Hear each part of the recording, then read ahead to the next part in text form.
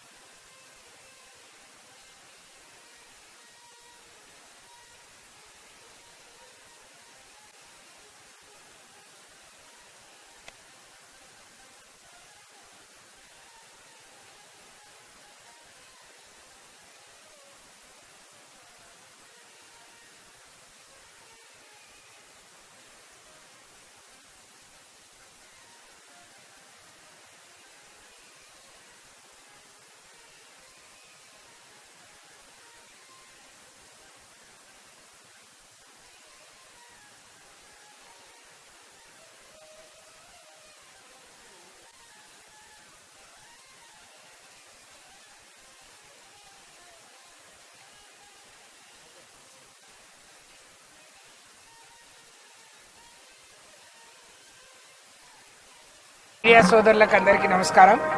రెండు తెలుగు రాష్ట్ర ప్రజలందరికీ హృదయపూర్వకంగా నమస్కారాలు. ఈరోజు పౌర్ణమి, దత్త పౌర్ణమి రోజు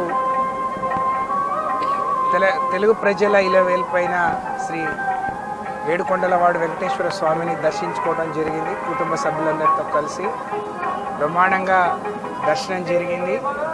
ఆలయాధికారులు చాలా గొప్పగా దర్శనం చేయించడం జరిగింది. స్వామివారిని దర్శించుకున్నాం. అందరూ రెండు రాష్ట్రాల ప్రజలు సుభిక్షంగా ఉండాలి, ఈ ప్రాంత ప్రజలందరూ ఎప్పుడు సంతోషంగా ఉండే విధంగా ఆశీర్వదించమని కోరుకోవడం జరిగింది.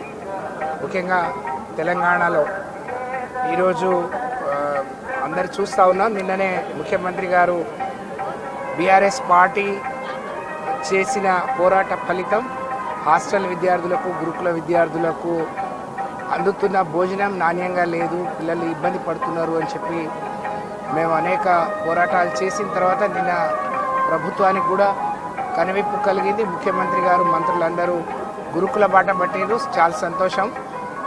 వారికి ఆ జ్ఞానాన్ని ప్రసాదించమని కూడా వెంకటేశ్వర స్వామిని మొక్కుంటూ మరొకసారి అందరికీ హృదయపూర్వకంగా శుభాకాంక్షలు.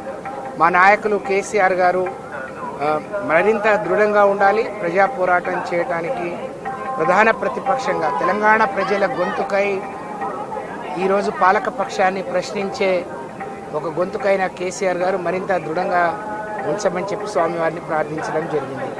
Thank you.